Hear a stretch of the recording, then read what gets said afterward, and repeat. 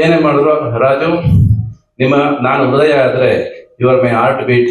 ಈ ನಾದ ಬ್ರಹ್ಮ ಅಂತ ಏನಿದೆ ಅದಕ್ಕೂ ಮೀರಿದ ಒಂದು ಬಿರುದನ್ನ ನೀವು ಚಿತ್ರಬ್ರಹ್ಮ ಅಂತ ತಗೊಳ್ಳೋಂತ ದಿನಗಳು ಬರಲಿ ಅಂತ ಹೇಳಿ ಈ ಸಂದರ್ಭದಲ್ಲಿ ಹೇಳ್ತಾ, ಡೈರೆಕ್ಟ್ ಆಗಬಹುದು, ಇಂಡೈರೆಕ್ಟ್ ಆಗಬೇಕು. ಖ್ಯಾತ ಸಂಗೀತ ನಿರ್ದೇಶಕರಾದಂತ ಹಂಸಲೇಖ ಅವರು ಓಕೆ ಚಿತ್ರವನ್ನ ಮೊದಲಿಗೆ ನಿರ್ದೇಶನ ಮಾಡ್ತಾ ಇದ್ದಾರೆ.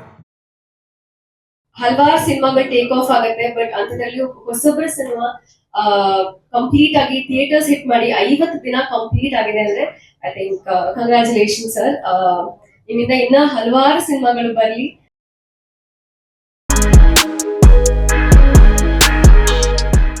ನನ್ ಬಗ್ಗೆ ಹೇಳ್ಬೇಕಂದ್ರೆ ಈ ಸಿನಿಮಾಲಿ ನೀವೆಲ್ರೂ ನನ್ನನ್ನ ನೋಡದೇ ಇರೋ ತರ ನೀವು ನೋಡ್ಬೋದು ಈ ಸಿನಿಮಾನ. ಫಸ್ಟ್ ಆ ಪೋಸ್ಟರ್ ಎಲ್ಲ ನೋಡಿದೆ. ಆ ಪೋಸ್ಟರ್ ನೋಡಿದವಾಗ ಒಂದು ಸಿಕ್ಕಾಪಟ್ಟೆ ಕ್ಯೂರಿಯಾಸಿಟಿ ಅನಿಸ್ತು. ಕಥೆ ಕೇಳಿದ್ರೇ ಒಂದು ಅರ್ಧ ಕಮಿಟ್ಮೆಂಟ್ ಆಗ್ಬಿಡುತ್ತೆ. ಯಾಕಂದರೆ ನಾವು ಕೂಡ ಹಸುವಿಂದ ಇರುವಂಥ ಕಲಾವಿದರು, ನಾವು ಆ್ಯಕ್ಚುಲಿ ಭಿಕ್ಷಕರು.